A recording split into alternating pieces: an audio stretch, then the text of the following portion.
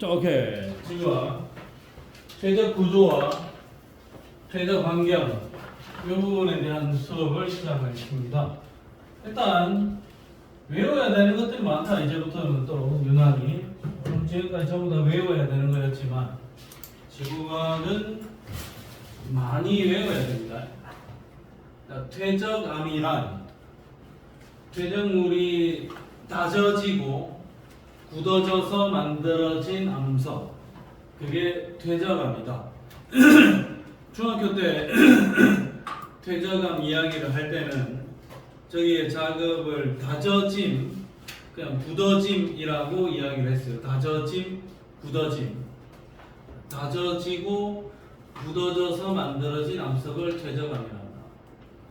퇴적암이 만들어지는 과정을 보면 퇴적암이 되기까지 전체 과정을 속성작용이라고 부를 거고, 속성작용 안에 다짐작용.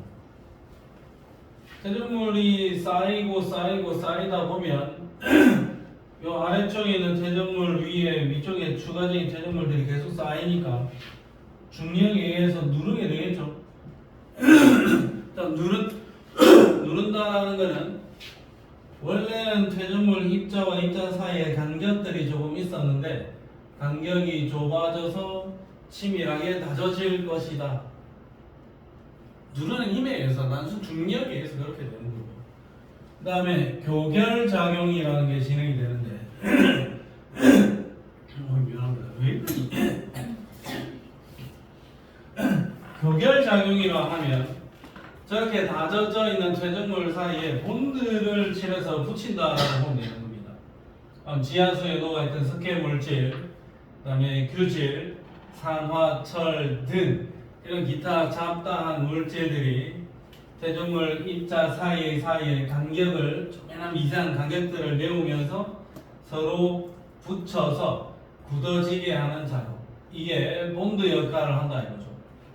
퇴적물이 만들어지는 두 과정은 다짐작용, 교결작용, 다져짐, 굳어짐이라고 표현했던 중학교 때 내용, 그 내용입니다. 그러면 그럼 별거 아니네. 퇴적물은 그냥 퇴적물들이 여기서 굴러와가지고 낮은 곳에 침전이 된 다음에 계속 위에서 꾹꾹 눌러가지고 단단하게 조금 치밀하게 누른 다음에 본드 성분이 될 수, 본드는 아니야. 이게 본드는 아니야 진짜.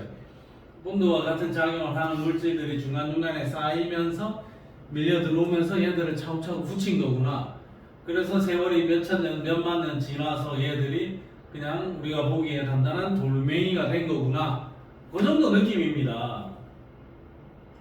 자, 그러면 퇴적암의 종류, 쇠설성 퇴적암.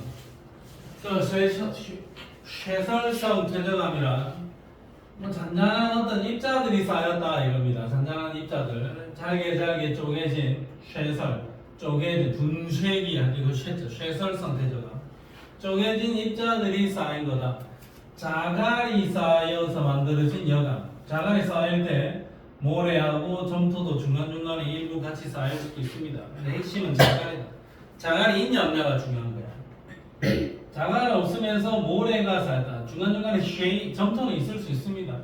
모래가 쌓이면 사, 점토만 쌓여서 단단해지면 쉐일, 화산재가 쌓이면 은회암. 자갈이 쌓였을 때 여감, 모래는 삼, 점토가 쌓이면 쉐일, 화산재가 쌓이면 은회암. 이거는 여러분들이 외워야 됩니다. 자, 그 다음에 화학적 퇴적암. 화학적 퇴적암은 어떤 분쇄된 어떤 물질은 아니다 이거죠. 분쇄된 물질은 아니고 물속에 녹아있던 물질입니다. 물속에 녹아있던 어떤 물질들이 화학 반응을 통해 또는 침전이 일어나거나 그 다음에 물이 증발하면서 돌멩이가 만들어진 거다. 물속에 녹아있던 어떤 성분들이 돌멩이가 된 겁니다. 그러니까 물속에 녹아있던 탄산칼슘이 석회암으로, 그 다음에 물속에 녹아있던 규질 물질이 퇴적함이 되면 처트. 여기서 말하는 규질 물질이란 규자가 들어가면 규소야, 규소. 규질, 뭐 규산염, 광물, 산염 전부 다 규소인데 규소만 있는 건 아니겠죠. 규소가 기본적으로 이루어지는데 중간중간 옆에 산소들도 있을 거고 여러 가지 물질들이 모여서 물질을 만들어낼 건데 핵심은 규소다 이겁니다. 규질 물질이 쌓이면 처트. 염화나트륨이 쌓여서 함염, 소금 덩어리가 된다. 그러니까 이것들은 전부 다 화학적 퇴적감. 물 속에 녹아있던 바닷물 속에 또는 강물 속에 녹아있던 어떤 누군가가 녹아있는 형태에서 녹지 않은 고체 물질, 침전물로 바뀌어간다라는 겁니다. 그러니까 위에 있는 쇠설성 퇴적암은 물에 녹아있던 게 아니라 자갈들이, 모래들이 굴러와서 그냥 그대로 쌓인 거고, 화학적 퇴적암은 물 속에 있었는데, 물 속에 녹아있던 인원화들이 뭉쳐서 고체 덩어리가 돼버린 거야. 그렇게 된 게 화학적 퇴적암이고, 쇠설성 퇴적암은 그냥 돌멩이가 굴러와서 쌓여서 만들어진 거다. 화학적 퇴적암은 물에 녹아있던 물질들이 침전 반응을 일으킨 거다. 그 차이야. 그 다음에 유기적 퇴적암.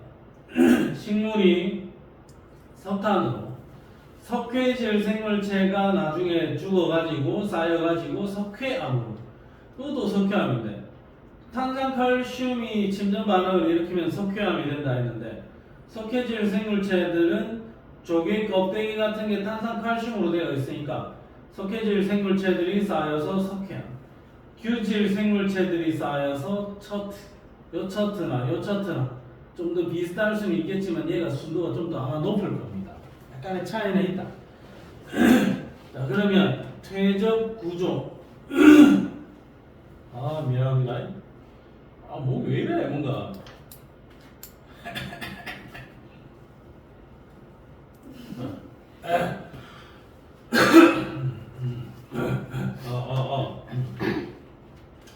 자, 퇴적 구조는 어디냐? 어디든 퇴적이 될 수 있겠지만 어쨌든 퇴적이 일어난다라는 것은 뭔가 좀 더 낮은 곳이겠죠. 낮은 곳은 어디냐? 육지 내에서 조금 낮은 곳,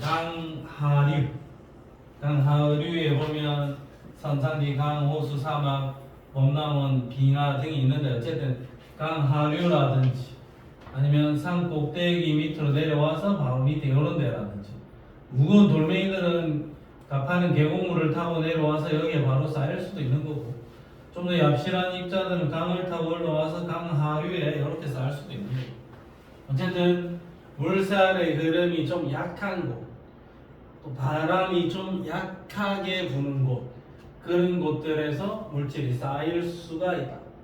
이 내용 가지고 시험지에 나왔던 적은 나는 본 적은 거의 없습니다. 그 다음에 연한 환경, 얕은 바다, 여기에는 어디에 쌓이느냐? 삼각축, 저 강하구가 내려오게 되면 침전물들이 쌓여서 삼각형이 이런 퇴적, 강하구 바다 입구, 그게 섬은 아닌 것이 흙더미나 모래더미들이 이렇게 삼각형 모양으로 쫙 퇴적되어 있는 게 있습니다. 삼각축, 해빈, 사주, 석호, 이런 것들이 있다. 또 연안 환경을 넘어가면 여기 대륙 사면, 경사면, 그 다음에 대륙대, 그 다음에 심해, 이렇게 구분이 되는데, 그러면 바다 들어가게 되면 여기 대륙붕에도 쌓일 수 있는 거고, 대륙붕은 수심 200m 이내 얕은 바다를 이야기하는 거고, 대륙붕 지나가서 경사면이 있는데 대륙사면 밑에 대륙대, 그 다음에 저 심해 어디든 쌓일 수 있다 이겁니다. 육상이든 연안 환경이든 어쨌든 바다든 간에 어디든지 간에 퇴적물들이 쌓이거나 아니면 침전 반응을 일으킬 수도 있다. 이런 내용들은 뭐 사주, 해빈, 석호, 삼각축 이런 거는 우리가 초등학교 사회 시간에 배운 내용 아닐까? 이런 구체적인 것들은 저기까지는 우리가 뭐 자세하게 시험 문제를 출제를 하지 않을 가능성이 높다. 우리가 알아야 되는 건 이 퇴적 구조입니다. 퇴적 구조에다 별표를 3개. 자, 사층리, 점이층리, 연흔, 그 다음에 건열, 이 4가지가 있는데, 일단 사층리를 보면, 자, 사층리는 어디든 마찬가지야. 물에 의해서 생겨날 수도 있고, 아니면 바람에 의해서도 생겨날 수 있습니다. 가장 대표적인 게 물이나 바람이 불어간다. 바람이 불어가는 상황에서 물질들이 쌓일 수 있다 이겁니다. 그럼 예를 들어서 여기서 바람이 이렇게 계속 분다. 바람이 불면 여기에서 굴러다니는 이 물질들이 넘어서 이렇게 떼굴떼굴 이렇게 쌓이겠죠. 그럼 여기에 쌓여있는 이런 구조가 사층이라고, 경사를 이루고 있는 층리가 나타난다. 사층리가 나타난다. 그러면 얘네들이 요 있는 물질들을 깎아서 여기로 내려보낼 거라고. 자, 내려보내면은 퇴적 구조가 요런 형태로 나타납니다. 내려와서 요렇게 굴러떨어지겠죠. 여기서 깎아서 올려서 굴러떨어지겠죠. 그럼 여러분들 잘 봐야 되는 거 뭐냐? 밑둥은 애들이 와서 떼굴떼굴 이렇게 굴러갈 거니까 기울기가, 경사가 급하지가 않아요. 경사가 완만해.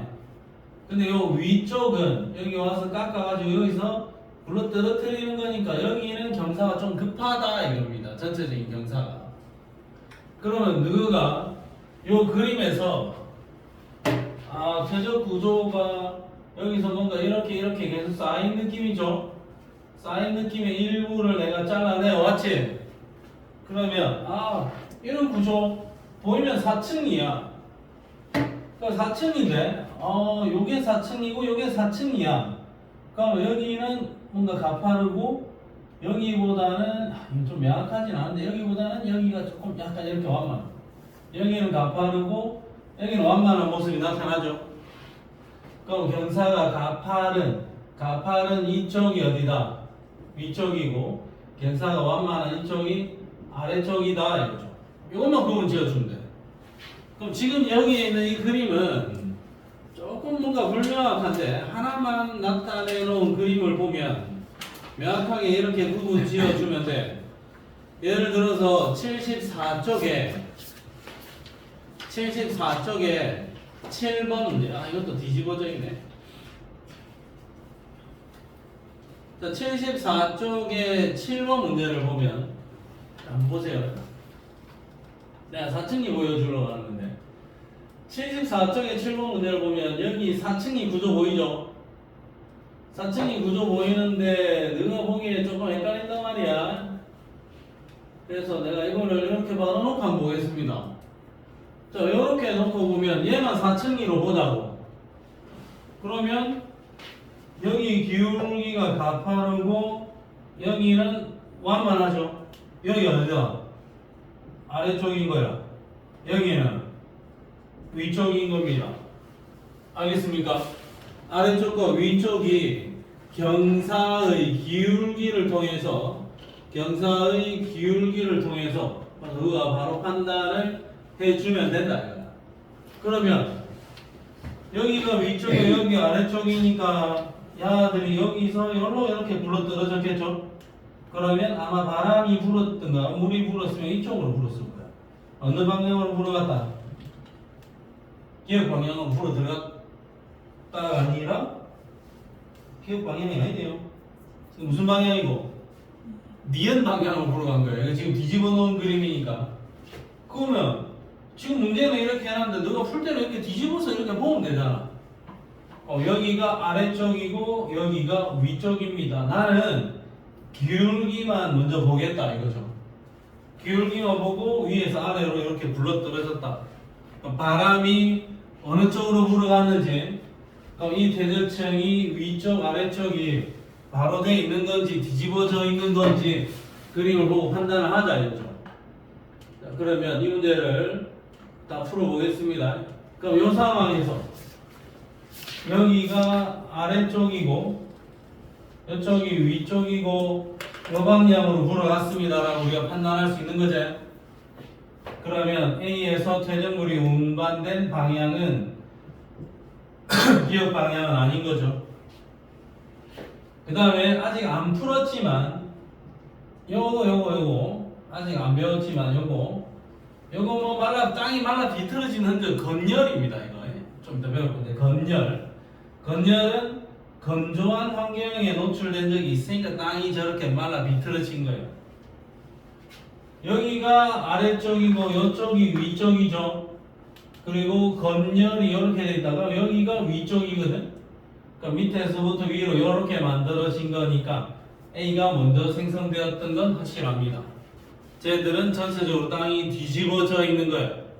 그래서 A가 먼저 생겨났고 나중에 B가 생겨난 겁니다. A가 B보다 먼저 형성되었다. D급보기 맞다. 그럼 이 문제의 정답은 4번입니다. 이렇게 볼 수 있어요. 기울기만 보고 사층리에서의 바람 부는 방향, 그 다음에 위쪽 아래쪽을 구분해낼 수 있으면 됩니다. 자, 그 다음에 점2층리. 점2층리는 내가 한 퇴적층이 있는데 한 지층 내에서 위로 갈수록 입자의 크기가 작아진다 이거죠. 위쪽으로 갈수록 입자의 크기가 작다. 저렇게 형성되는 지형을 점이층리라 하겠습니다.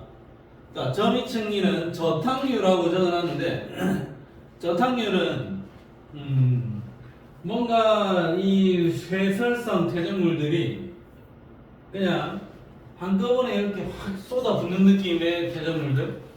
그러니까 경사지에서 퇴적물들이 이렇게 굴러왔으면 퇴적물들이 이렇게 흘러왔으면 여기 경사지에서 한 번에 확 쏟아붓는 느낌, 폭탄 드랍을 시켜준 느낌. 그러면 저 퇴적물 안에는 자갈도 있고 모래도 있고 얍실한 진흙들도 있을 거란 말이야. 그럼 얘네들을 한꺼번에 여기다 쏟아 부어주면 아무래도 좀 무거운 자갈들이 제일 밑에 먼저 가서 확 가라앉을 거야. 그 위에 모래들이 쌓일 겁니다. 그 위에 모래들이 쌓이고 그 위에 진흙들이 이렇게 쌓이게 될 거야. 그러면 여기 하나의 퇴적층이 만들어졌는데 아래쪽에 좀 큰 놈, 작은 놈, 제일 작은 놈 이렇게 있을 거라. 그러고 나서 좀 세월이 지난 다음에 또 한 번에 확 쏟아 부어주면 여기에 자갈들 쌓이고 모래 쌓이고 진흙 쌓이고 이런 형태의 또 지형이 나타난다 이거죠. 이 지형 하나하나의 지형을 뭐란다? 점이층이라 할 거예요. 그럼 점이층이라 하면 자갈, 모래, 진흙 이런 식으로 쌓여 있으면 이게 점이층이고 자갈이 쌓여 있는 여기가 아래쪽이다 그죠. 기울기가 완만한 데가 아래쪽이고 자갈이 쌓여 있는 여기가 아래쪽이다. 그 다음에 연흔이라고 부르는 거는 얘는 보통 이 물결의 모양이 퇴적물에 나타나 있는 겁니다. 물결의 모양이 남아있다. 보통 수심이 얕은 강이나 얕은 바다 쪽인데 물결 모양이 퇴적물에 남아있다. 자, 만약에 이 퇴적물이 진흙이나 모래로 됐는데 얘가 좀 이따 굳어버릴 거야. 좀 이따가 세월이. 근데 얕은 강이라서 물이 찰랑찰랑하고 있었단 말이죠. 그럼 이 찰랑찰랑하는 이 물결의 모양대로 이 모래들이나 진흙들이 이렇게 배치가 될 수가 있다. 이렇게 생겨먹은 이 연흔의 모습 위에 그 위에 퇴적물들이 주가로 빡 쌓이게 되면 이 구조가 그대로 남아있겠죠. 그러면 이런 모양이 보인다. 이거 연흔이고 뾰족하게 올라와 있는 이 부분이 위쪽이고 여기가 아래쪽입니다. 여기가 위이고 여기가 아래다. 상하를 구지어줄 수 있으면 돼. 물결의 모양이 어떻게 생겼느냐에 따라서 이 동네의 땅이 똑바로 서 있는 건지 아니면 뒤집어진 건지를 판단할 수 있다 이거죠. 연흔. 그 다음에 그 밑에 마지막으로 하나 있는 게 건열, 말라 비틀어졌다. 퇴적층이 이렇게 있었는데 퇴적층이 아주 건조한 환경에 노출되면 이 땅이 저쪽 갈라져서 말라 비틀어질 겁니다.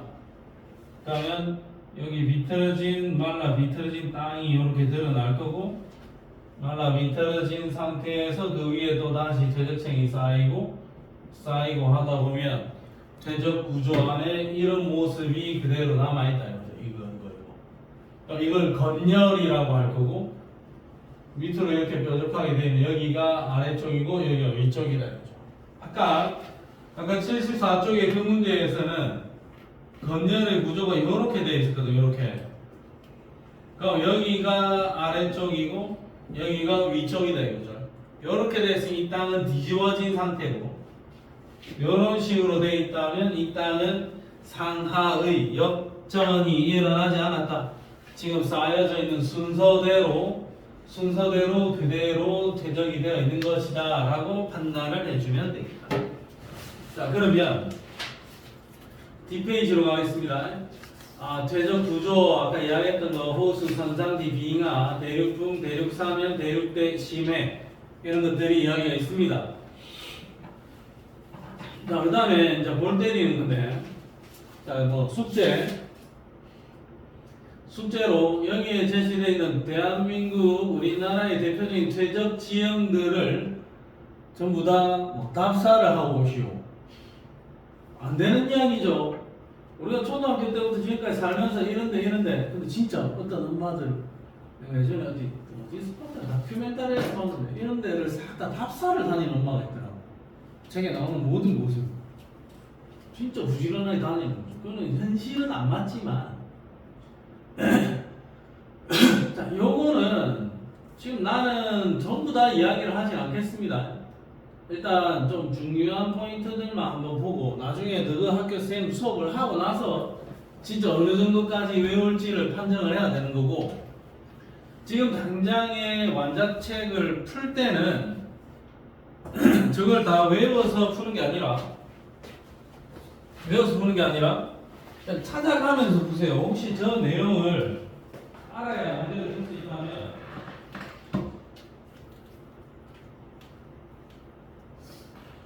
저 내용을 알아야만 문제를 풀 수 있다면 외우지 말고 책을 찾아가면서 문제를 풀라고.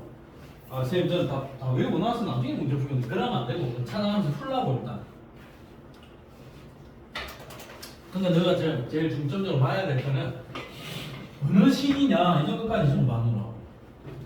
시화호, 여감, 삼, 중생대.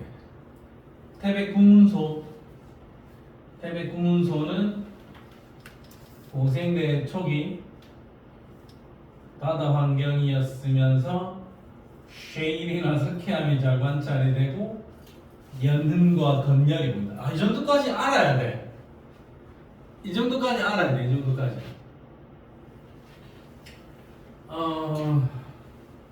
강원도 석회암 지대 고생되면서 주로 석회암이 퇴적됩니다.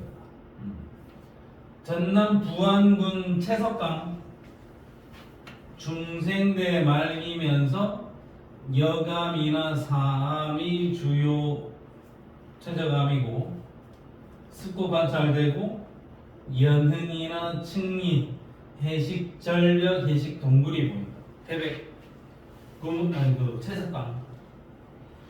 그 다음에 전북 진안군 마이산은 퇴적암으로 이루어진 대표적인 산입니다.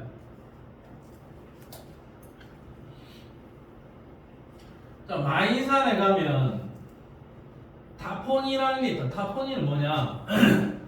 여기가 퇴적물이 쌓였어요.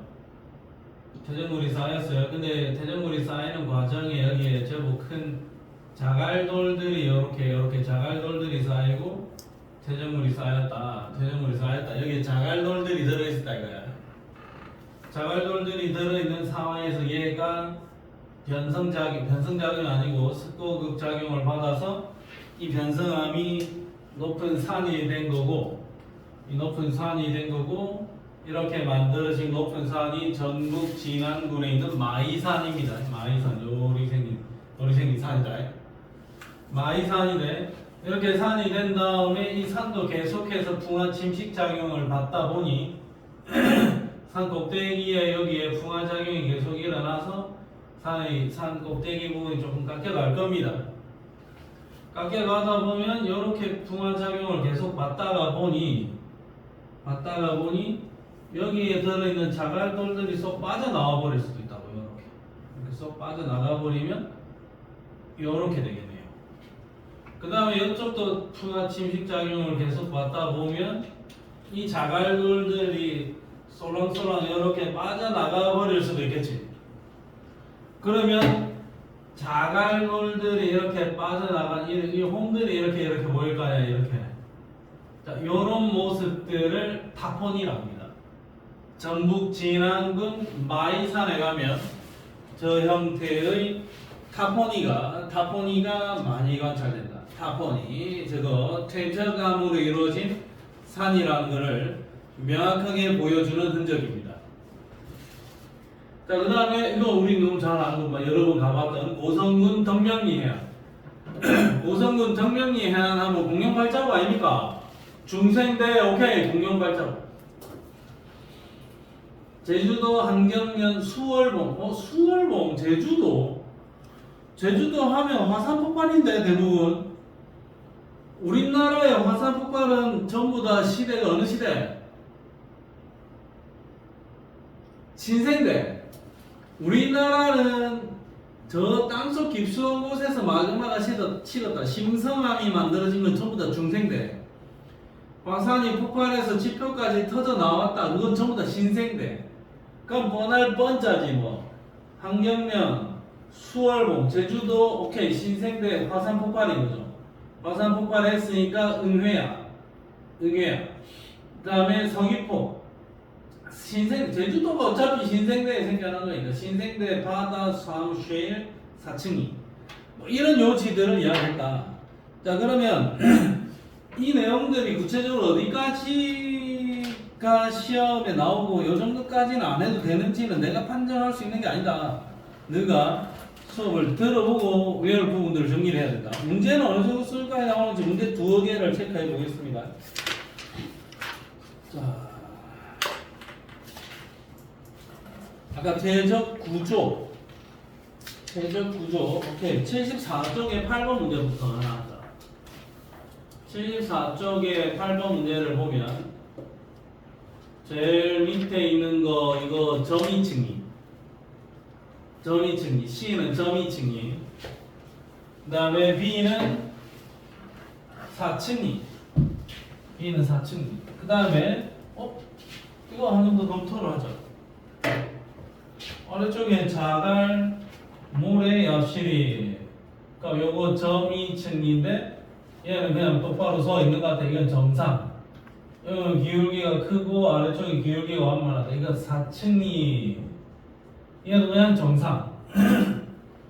그 다음에 얘는 별건 없지만 그냥 퇴적층인데 여기 지금 현재 말라 비틀어졌죠. 이거 건열인데 건열이 위에 있으니까 이건 현재까지는 정상. 이 땅을 봤을 때는 땅이 뒤집어진 형태는 없습니다. 자, 그러면 보기를 보자. A가 형성될 때 C가 형성될 때보다 수심이 깊었다. A는 말라 비틀어진 땅이잖아. 말라 비틀어진 땅이니까 얘는 수심이 깊을 수가 없는 거죠. 말도 안 되는 소리죠. 말라 비틀어져야 만들어지는 거다. B는 사층이 물결에 의해서만 만들어지는 게 아니라 모래 바람에 의해서도 모래들이 사층리가 생겨날 수도 있는 거지. 사막 환경에서도 형성될 수 있다. 지층의 역전은 관찰되지 않습니다. 역전은 없었다. 그러면 정답은 몇 번? 1번. 이 아니라 정답은 몇 번? 2번 이렇게 될 겁니다. 자, 그 다음에 75쪽에 12번을 한번 구경이나 하면 이런 게 나오면 뭐냐 이거죠. 우리가 어떻게 접근을 해야 될 거냐 알고는 있자. 전북 진안군 마이산이 있고 제주도 수월봉이다. 하하. 제주도 수월봉. 제주도 수월봉. 그럼 일단 제주도니까 기본적으로 신생대 화산폭발. 신생대 화산폭발이면 응해암 콜. 그 응해암이고 화산재들이 차곡차곡 많이 쌓여있고 지금 이 구조만 봐도 이 그림만 봐도 차곡차곡 뭔가 많이 쌓여있는 모습이 보이죠? 태조강으로 만들어진 거다라는 거 확실히 들죠? 오케이. 책리 발달 콜 기억은 확실히 맞을 것 같아. 그 다음에 나의 구멍 뚫린 흔적. 이거 화산 폭발의 흔적이 아니고 나의 이렇게 구멍 뚫려 있는 이 타포니의 흔적은 여기에 묶여있는 자갈이 빠져나간 거지. 화산 분출의 흔적이 아니라 퇴적암이 침식을 받아서 저기에서 깎여 나가서 그런 겁니다. 화산 폭발의 흔적은 아닙니다. 가와 나에서 모두 연흔이 쉽게 관찰된다. 연흔이 쉽게 관찰된다. 아 참나 미치겠네. 가는 어떻노? 가는 지금 퇴적 구조의 그림을 보면 가는 지금 기본적으로는 화산재들이 쌓인 거 아이가? 신생대에 제주도에 화산 폭발했을 때 화산재들이 쌓인 거 아닙니까? 그럼 화산재들이 쌓였으면은 쟤는 연흔 얕은 바다나 강 속은 아니고 지평면에 화산재가 쌓였을 가능성이 높아. 그래서 가는 조금 어려운 것 같고 나는 보니까 자갈이 주로 많이 쌓여있죠.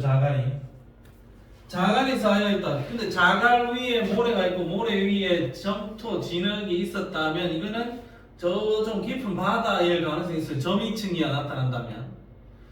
근데 얘는 점이층리의 구조는 나타나지 않으면서 자갈들만 주로 쌓여져 있으니까 이거는 강의 하구가 아니고 강의 상류 지역에 자갈들이 쌓여서 만들어진 퇴적암이고 얘가 솟아올라서 마이산이 된 겁니다. 그럼 어쨌든 연흔이 어쨌든 둘 다 쉽게 관찰될 것 같지는 않다. 그게 타당할 것 같습니다. 그러니까 지금 내가 만약에 학교에 가서 지구과학 시험을 친다면 나는 이 문제가 가장 어려울 것 같습니다. 이 유형의 문제가.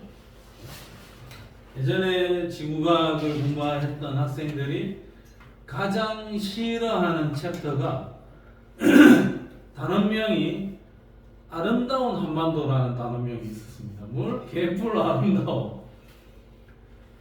아름다운 한반도라는 단원이 있었는데 그 단원 때문에 애들이 지구과학을 포기하네 마네 이랬어요.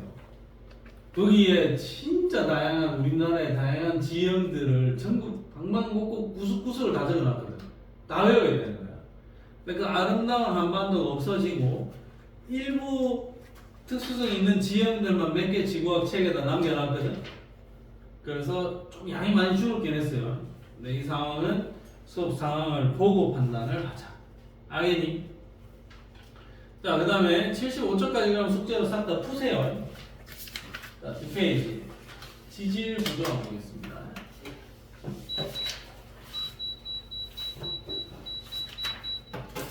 진도를 최대한 달릴 거고 오늘의 기본 숙제는 뭐 어디까지 갈지는 모르겠으나 어쨌든 뭐 열심히 우리 5시까지죠. 열심히 한번 달려보겠습니다. 내연 절대 연령까지 갈지 안 갈지 모르겠으나 최대한 달려보겠습니다. 지질 구조 지층이나 암석이 여러가지 지각 변동을 받아서 모양이 변형된 상태. 그러니까 지금 현재 땅의 구조를 나타내는 게 지질 구조인 거고 지질 구조를 조사함으로 인해서 과거에 어떤 지각 변동이 일어났는지를 추정해 볼 수가 있다. 그러면 땅이 어떻게 생겨먹은 땅이 있는지를 한번 살펴보겠습니다. 습고 습곡은 양쪽에서 양쪽에서 미는 횡압력을 받아서 땅이 이렇게 휘어진 구조입니다. 휘어진 구조. 이렇게 꾸불텅꾸불텅하게 휘어진 게 습곡이다. 땅이 굉장히 단단하면 안 되겠죠. 단단하면 양쪽에서 밀어버리면 이 땅이 뚝뚝 끊어질 건데, 이렇게 꾸불텅하게 휘어졌다라는 것은 아마도 이 땅이 제법 온도는 높았을 거예요. 온도가 높아야 조금은 더 가열이 되면서 유연해질 거고, 딱 부러지기보다는 휘어지기 쉬울 겁니다.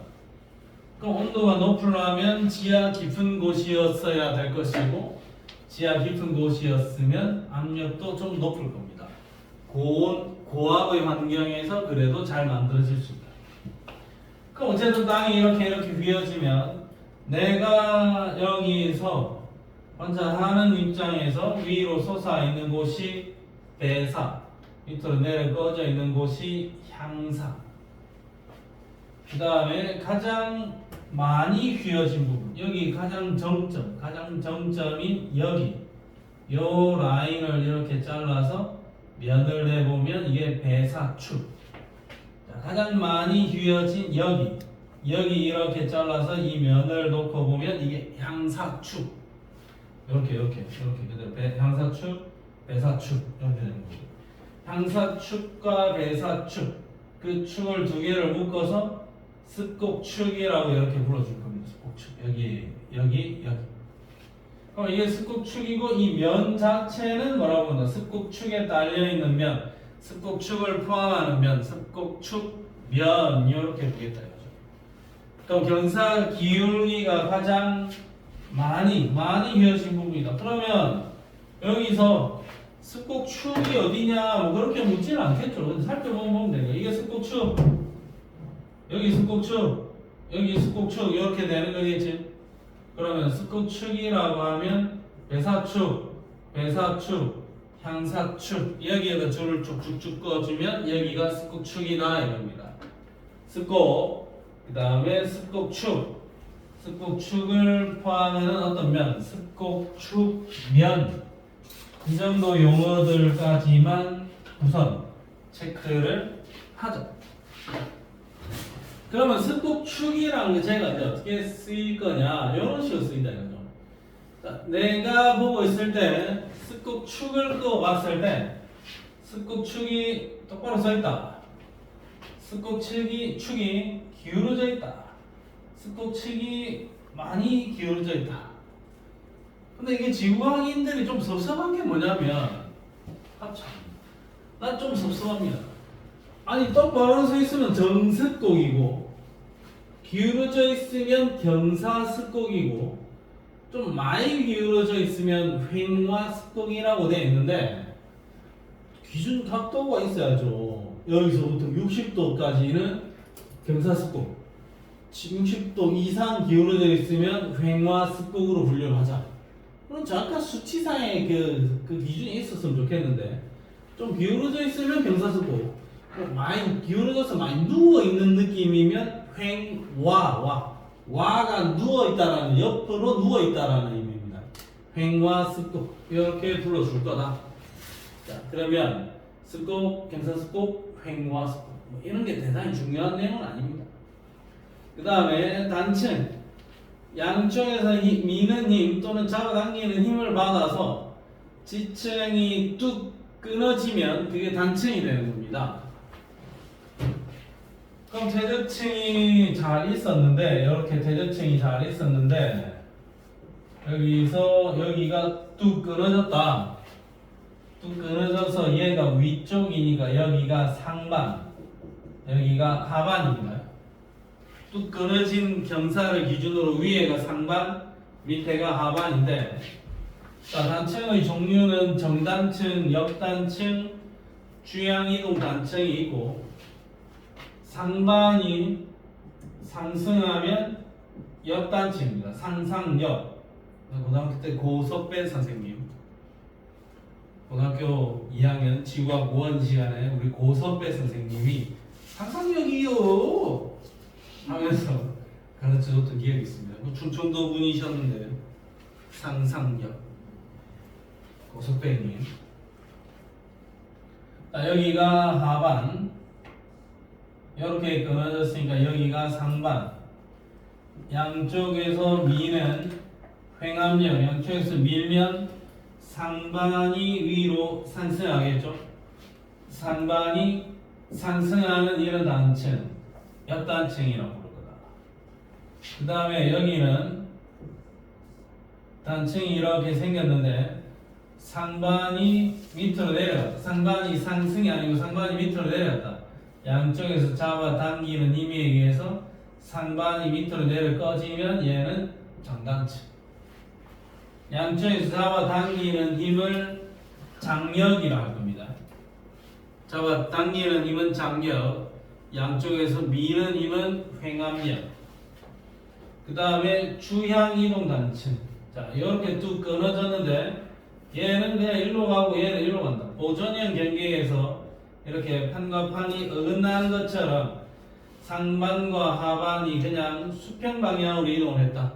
물론 이게 상반과 하반이 있을 수는 있는데 어쨌든 위아래로 이동하지 않고 그냥 횡으로 이동했다.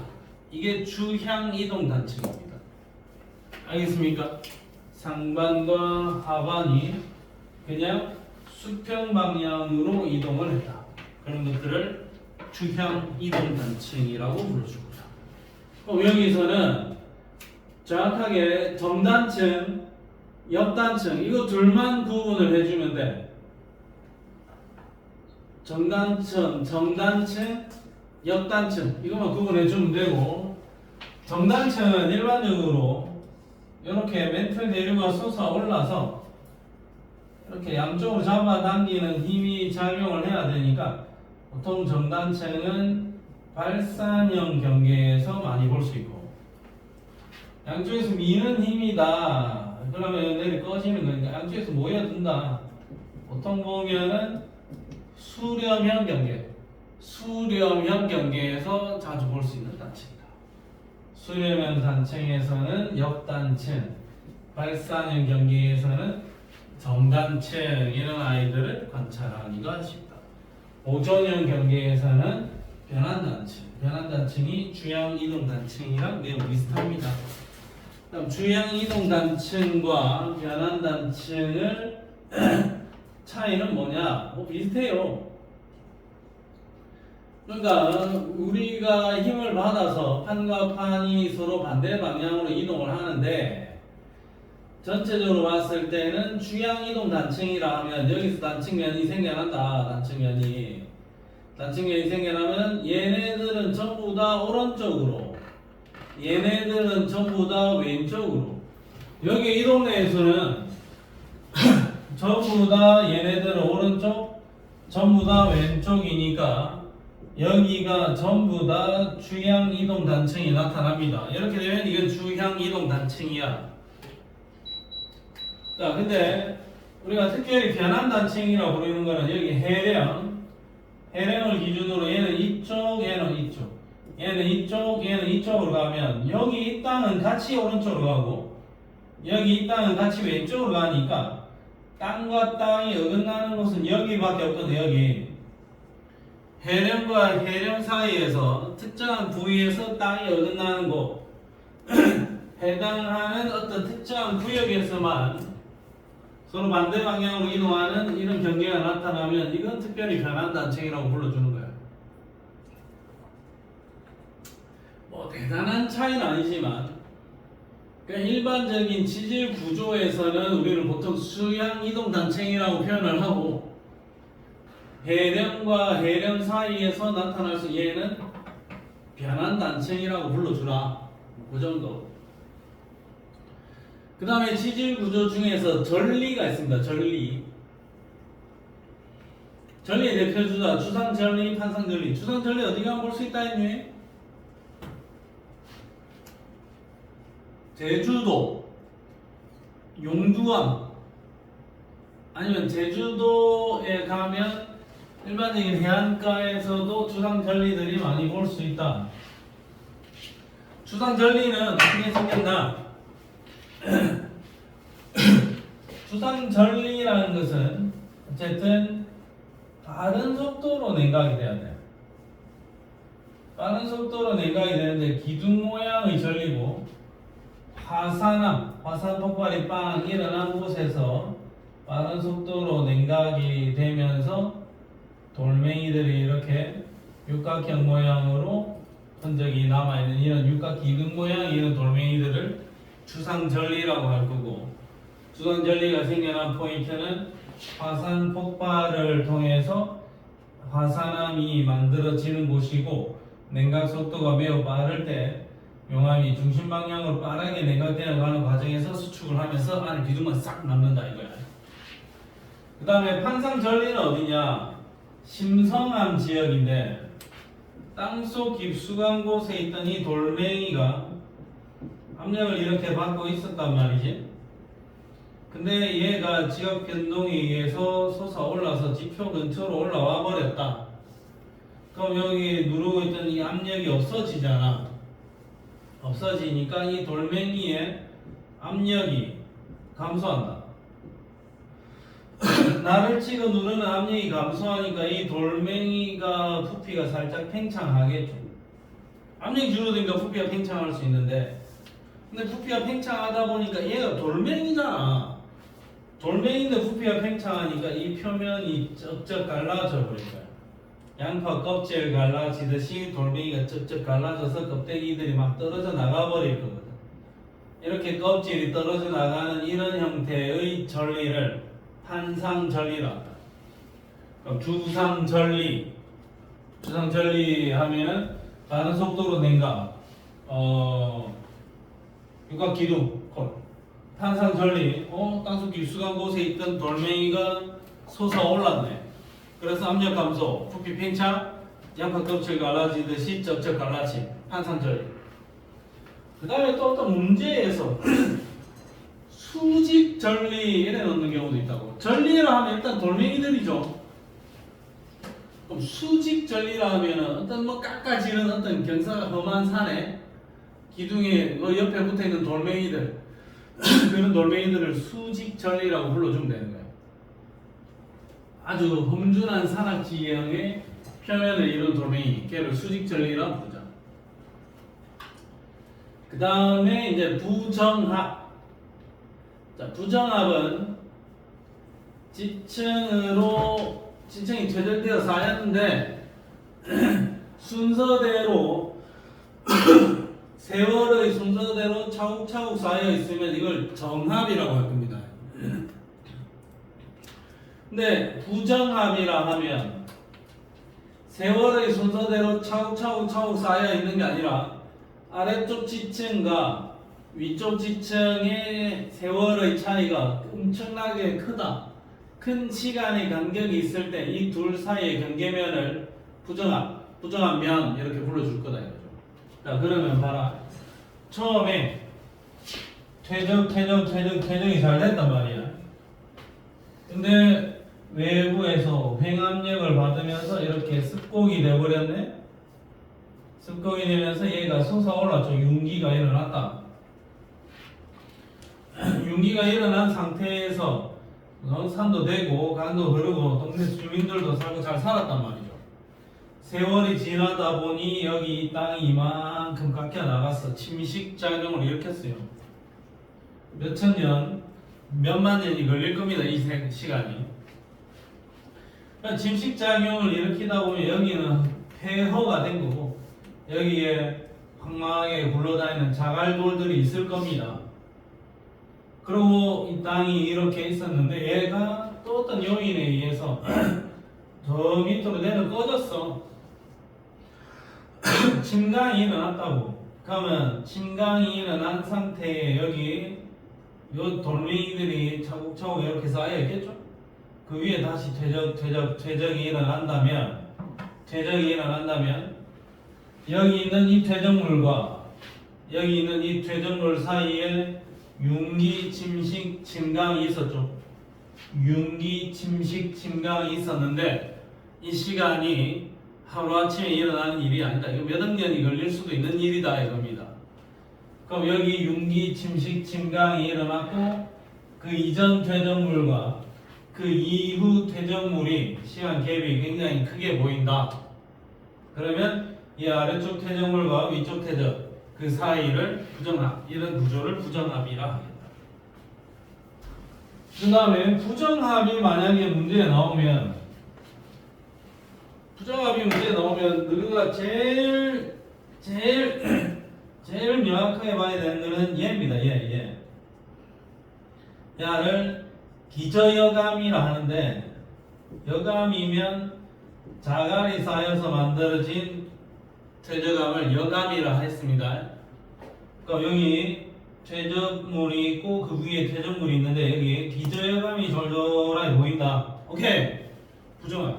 기저여감. 부정합과 관련되는 문제를 찾으려면 기저여감을 찾아. 그 다음에 융기, 침식, 침강입니다. 그러면 그 위에 퇴적물들이 쌓이면서 부정합이 될 겁니다. 그러면 부정합 하나 만들어졌다. 근데 내가 부정합을 발견을 했다라는 거는 이 바닷속 깊숙한 곳에 있는 이 부정합을 발견하는 게 아니고 저 뒷산에 아파트 공사하려고 땅을 파다 보니 부정합이 보이는 거라고. 그럼 바닷속에 있던 얘가 결국에는 최종적으로 한 번 더 융기가 일어나고 그 뒤에 나한테 관찰이 되는 거지. 그러면 우리가 살면서 부정합 하나 만들어진 돌멩이를 발견했다. 그러면 융기가 최소 몇 번? 2번이 됩니다. 부정합이 하나가 보이면 융기는 최소 몇 번? 2번.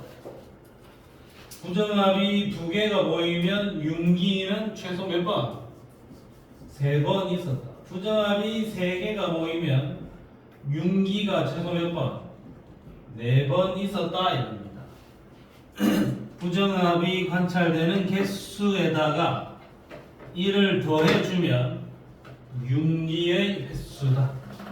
부정합이 만들어지는 과정에서 융기가 몇 번 일어나는가 그에 대한 체크를 해보면 됩니다. 자, 그 다음에 부정합의 종류. 그림이 조금 불편하긴 한데 여기 평행부정합, 경사부정합, 난정합 이렇게 되어 있습니다. 조금 불편한데 바로 뒷페이지 가서 그냥 잘 그려놓은 걸로 그림을 보겠습니다. 뒷페이지로 가겠습니다. 평행부정합. 자, 평행부정합은 요 그림입니다. 요 그림. 자, 평행부정합은 요 그림인데, 자, 요 그림을 보면 퇴적이고 기저여감 확실히 그려놨죠. 그 다음에 그 위에 퇴적 진행되고 있잖아요. 그러면 여기가 분명히 부정합 면인 건 확실하고, 평행부정합은 여기 층리하고 여기 층리가 어떠니? 아래쪽과 위쪽이 층리면이 나란하죠? 이런 게 평행부정합. 그 다음에 여기는 보면 여기는 습곡 작용을 받았고 기저여감이 보이고 여기에 이렇게 나란하게 돼 있지. 그러면 여기는 어떤 특징이 있느냐? 층리가 경사져 있다. 얘는 이쪽 방향으로 퇴적을, 얘는 여기 이 동네만 놓고 보면 얘는 이 방향인데 얘는 이 방향이지. 그럼 경사부정합. 아래쪽 층리면과 위쪽 층리면의 그 기준이 똑같지가 않다 이거죠. 이건 경사부정합. 그 다음에 마지막으로 난정합이라고 부르는데 얘는 어떤 특징이 있느냐? 이 그림은 너무 그냥 현실감 없게 그려놨다. 자, 아래쪽에 습곡작용도 받았죠. 위쪽에는 차곡차곡 쌓여져 있지. 기본적으로는 얘는 경사부정합이 될 건데 얘는 난정합으로 분류하는 이유는 이것 때문에 이거 벌건 거 이거. 이거 너무 힘들죠? 이것 때문이야. 마그마의 관입이 한번 있었지. 그러면 부정합 면 아래쪽에 마그마의 관입의 흔적이 보인다. 그러면 그런 부정합들은 난정합이라고 불러주는 겁니다. 평행부정합, 경사부정합, 난정합. 이렇게 세 가지로 나누자. 자, 그 다음에 결국에는 이제 뭐냐? 발산형 경계에서는 발산형 경계에서는 솟아올라서 양쪽으로 퍼져나간다 그랬죠. 장력이 장위에서 잡아당기지. 잡아당기는 힘이니까 여기에는 보통 정단층 달방이야. 수렴형 경계에서는 양쪽으로 밀어붙인다. 횡압력이 작용한다. 그러면 역단층 아니면 습곡 이런 게 만들어질 거다. 보존형 경계에는 이렇게 이어지는 거니까 취향이동 단층, 변환 단층이 발견이 됩니다. 그 정도 이야기까지 하고 있다. 수렴형 경계에서는 역단층, 발산형 경계에서는 정단층.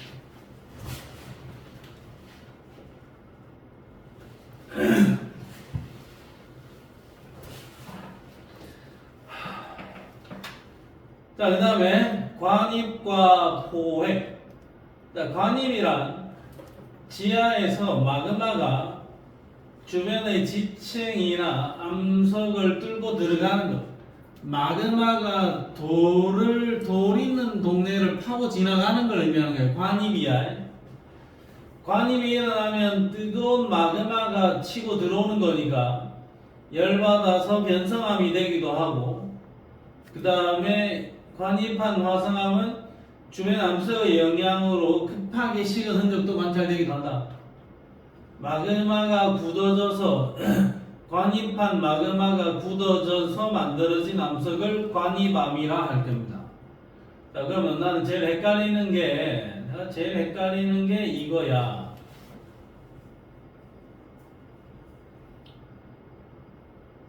내가 제일 헷갈리는 거는 이거야. 저번 시간에도 한번 이야기를 했는데 나는 저게 제일 헷갈리더라. 자, 봅시다. 잠깐만요. 어디 있지?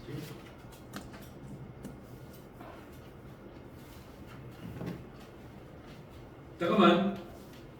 나 좀 찾을게. 48쪽에 한번 보세요. 48쪽. 48쪽의 그 옆 사이드에 보면 암석의 산출 상태에서 생성 위치 이런 그림 보이지?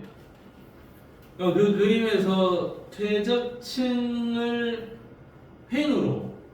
퇴적층에서 횡으로 그냥 퇴적층 사이를 이렇게만 지나가는 걸 뭐라고 적어놨니? 그거 암상이라고 적어놨죠? 그럼 퇴적층이 있고 퇴적층이 있으면 약간 퇴적층과 퇴적층을 이렇게 뚫고 가는 거, 뭐 이렇게 뚫고 가든 이렇게 뚫고 가는 거, 이건 뭐라고 적어놨니? 암맥이라고 적어놨지? 이게 헷갈려요. 이게 그러면 여기서도 똑같이 보면 여기 마그마가 요 밑에 있다 이가. 마그마가 그래도 지표의 약한 부분을 뚫고 올라오겠지. 뚫고 올라와서 이 퇴적층과 퇴적층 사이를 이렇게 횡으로 이동한다. 요거 뭐라 하니? 요거 여기서부터 본지에서부터 뚫고 나오는 거, 이거 암상이라고 불러주면 되겠지. 뚫고 오다 보면 여기서 이렇게 치고 올라간다 아이가. 여기서 이렇게 치고 올라갈까 아이가. 이렇게 치고 올라가는 거는 암맥이라고 불러주면 되고, 옆에서 횡으로 이동하는 거, 이거는 또 암상인 거야. 자, 그러면 여기서 이렇게 치고 올라간다. 이렇게 치고 올라가는 것들은 뭐라고 하면 된다? 암맥. 횡으로만 이동하는 것들은 뭐다? 암상. 이거 조금 헷갈릴 수 있는 겁니다. 자, 구분 지어서 잘 이해라. 그 다음에 포획. 자, 포획이란 건 뭐냐? 마그마의 관임이 일어나지. 마그마의 관임이 일어나면 그 마그마가 관임할 때 주변에 암석이 있잖아. 걔들이 떨어져 나와서 마그마에 포함이 될 거라고. 그러면 자, 여기에 이런 땅이 있었는데 여기에 마그마가 쑥 치고 들어왔지? 그럼 요놈아 있는 돌멩이들이 여기 좀 녹아 들어올 수도 있잖아. 그럼 이 돌멩이가 이렇게 녹아 들어왔다. 근데 얘도 이렇게 녹아 들어왔다. 녹아 들어오면 마그마는 어떤 거 지금 뜨겁잖아. 뜨거우면 여기 이 돌멩이가 녹아 들어왔을 때 얘가 살 다 녹아 버릴 수도 있는 건데 얘는 녹다 보니 다 못 녹고 여기서 이 상태로 식어버렸을 수도 있잖아요.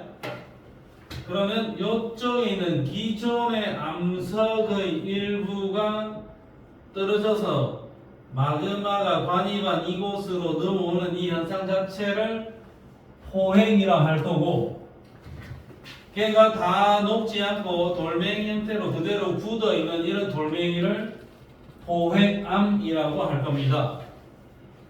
그러면 포획암이 있다. 그럼 여기 A 땅, 마그마의 관입이 B다. 근데 A의 포획암은 분명히 관찰이 된다. 그러면 마그마의 관입보다 A가 먼저다라고 우리가 확신을 하면 되는 거고. 자, 여기는 C인데 C의 포획암은 마그마 B 관입한 이 땅에서 전혀 관찰이 되지 않는다. 그러면 마그마의 관입 다음에 C일 가능성이 있다라는 거죠. 관입암이 있으면 분명히 얘가 문제야. 자, 근데 B와 C의 경계 지역에 C의 변성된 흔적도 전혀 없다. 변성된 흔적조차도 없으면 C는 B보다 그 뒤에다라고 우리가 거의 확실하게 판정할 수 있겠죠. 포획암을 통해서 우리가 알 수 있는 거는 순서를 판단하는 데 써먹을 수도 있고 지구 내부 물질을 연구하는 데도 쓰일 수도 있다. 왜 쓰이느냐?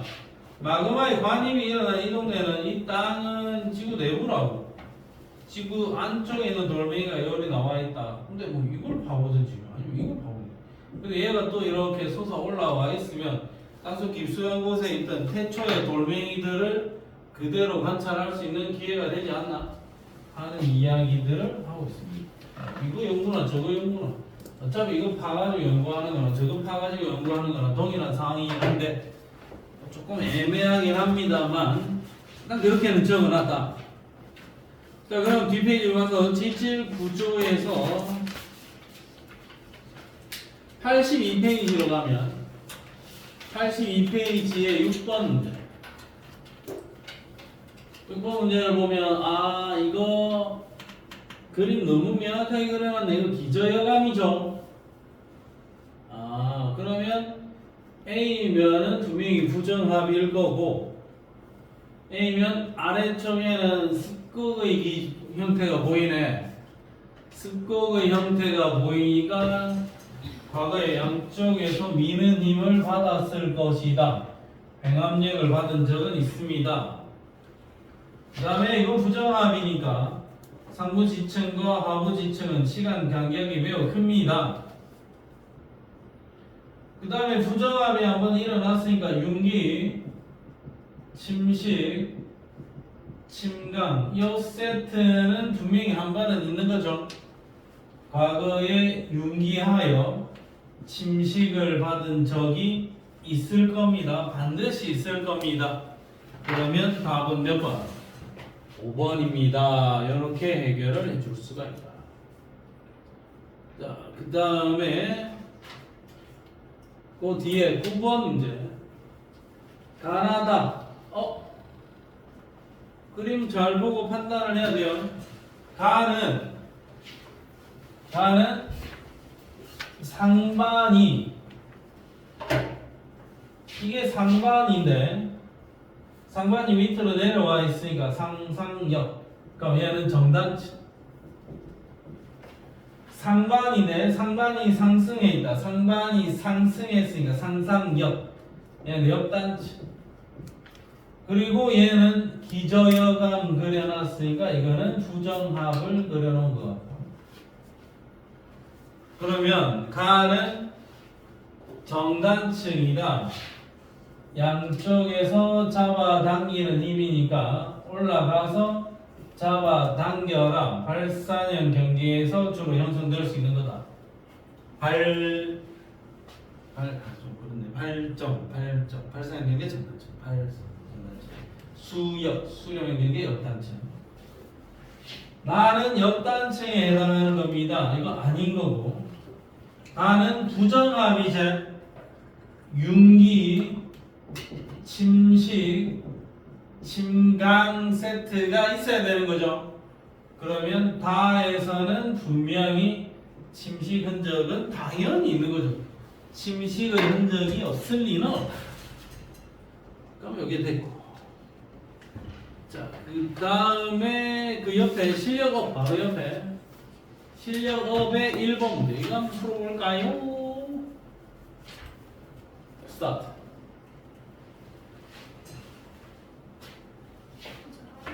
화장실 갔다. 이걸 한번 풀어봅니다.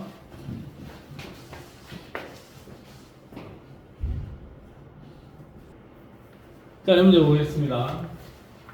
가는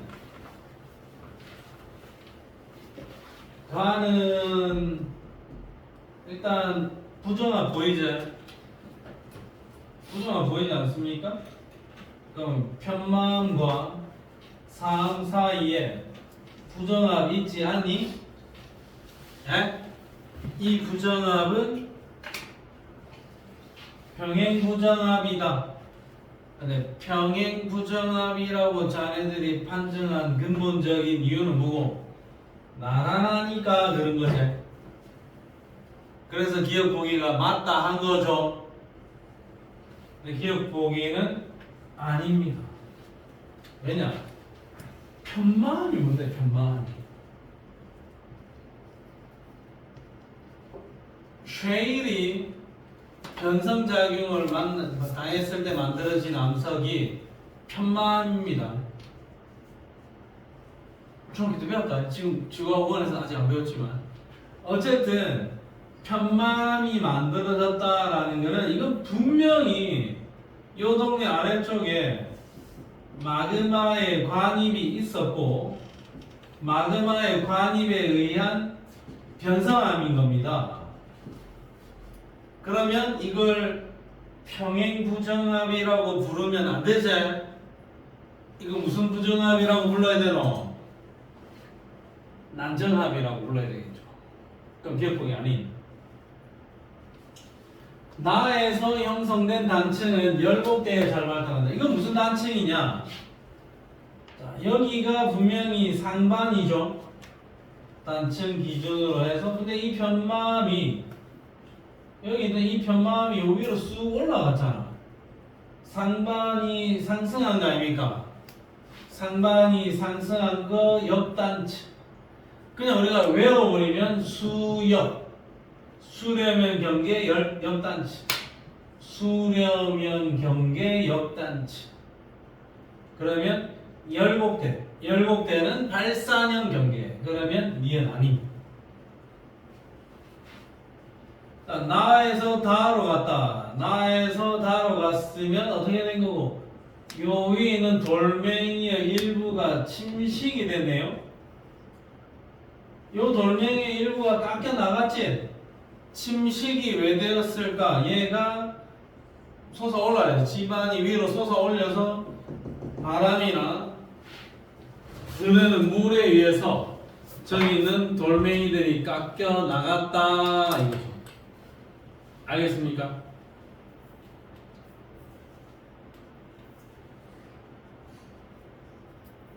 그러면 지반의 융기로 침식이 일어났다라고 볼 수 있겠네요.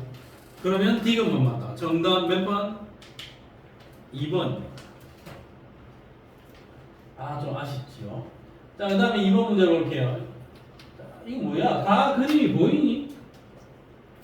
가 그림은 돌멩이들 쭉쭉쭉 서있지. 가 그림은 주상절리 아닙니까? 오케이. 가 그림이 주상절리면 용암이 급격히 냉각되면서 수축되었다. 주상절리라면 빠른 속도의 냉각. 기억 보기가 돼요. 기억 보기 콜.